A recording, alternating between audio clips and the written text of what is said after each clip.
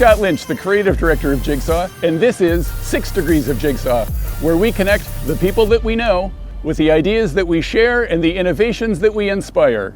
Our guest today is Steve Farr, director of the new documentary Euke, debuting at the Milwaukee Film Festival.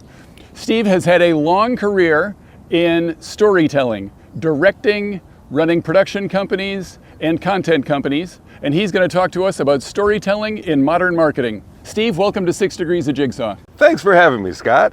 Your documentary Euke debuts next week at the Milwaukee Film Festival. What made you want to chase this story? We're baseball fans and fans of Bob Uecker's, and his name came up, and we said, you know what? Yeah, that's it. And I think the thing when you make a documentary, or anything really, that if you're going to be devoting years of your life to it, you better really like what you're doing. You know, it was Bob, and Bob was fantastic from the get-go. And how long did you work on the movie Euke? Orson Welles says, you know, films aren't finished, they're abandoned. That's kind of the situation with us.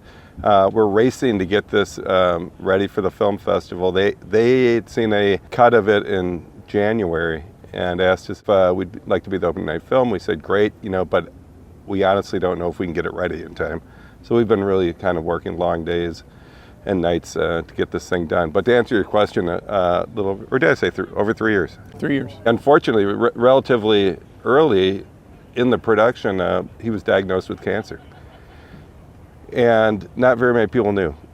We knew pretty quickly that he wasn't going to be able to do everything he wanted to do. But to his credit, he still did, you know, probably half the things we asked him to do. So it's pretty amazing. I think that you're going to find that you get an incredibly warm reception for Euke, because the story of the man and his relationship with the team and his relationship with this city and the way that the city embraced him, I think it's going to be very warmly received. There hasn't been anyone that I've brought up the documentary to that hasn't been, you know, wildly supportive of. You know, anybody we wanted to get an interview with said yes. Yeah. As soon as they hear, oh, it's for this, I want to be involved. Pretty much. Yeah. But we've been fortunate in that way. A lot of projects in our business, you know, are struggles to get, and this hasn't been. It's just really been a joy. Through your original company, Purple Onion Entertainment, you have been telling stories through cinema, video, for 39 years. What made you want to get into filmmaking and storytelling? I was like a latchkey kid, so I would come home from school and turn on the TV and grab a bag of cookies or something and watch hours and hours of television. So I saw so many different films as a kid, and I think the storytelling thing would just kind of like seeps into you a little bit.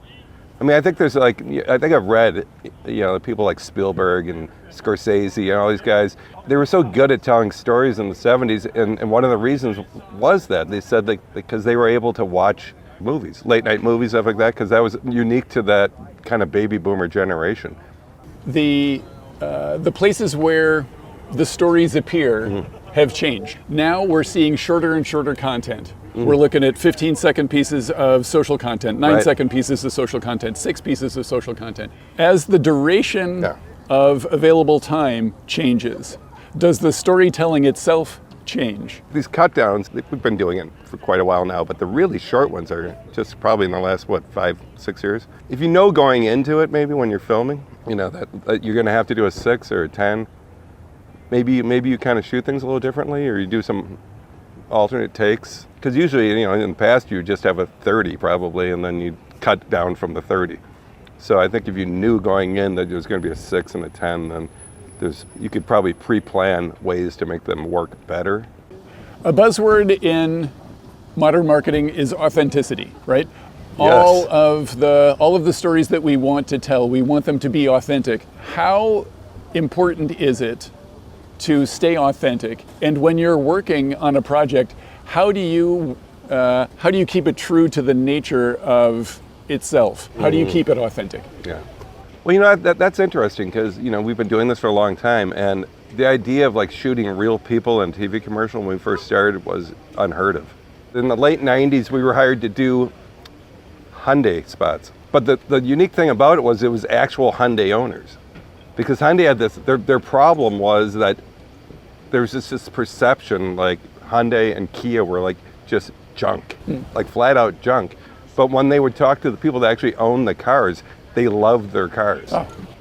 And so they said, let's do commercials with the actual Hyundai owners, which doesn't seem like remarkable, but it was kind of remarkable to the degree that they had to underneath, these are actual Hyundai auto owners. When we're working with clients and we're representing their brand, the story that we tell also has to be authentic. Yeah. Because we have to communicate the truth of that client, that product, that service. Otherwise, it's not going to resonate when it gets to the market. We'd also always say, we don't want to shoot you in your office.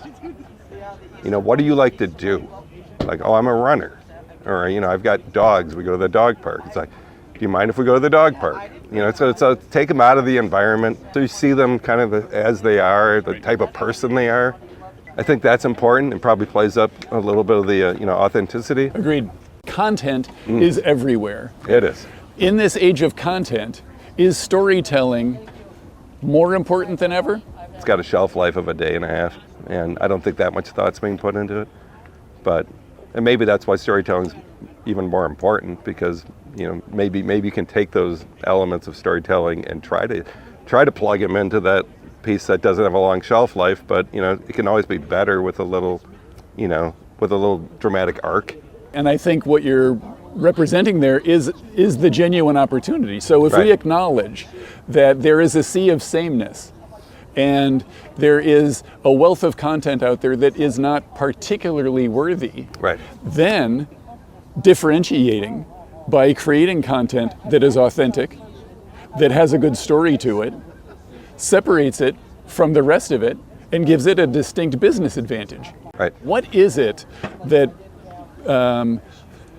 makes the collaboration between you and production and your partner, whether it be direct to brand or your agency partner, what is it that makes it come together best and most productively to capture the story?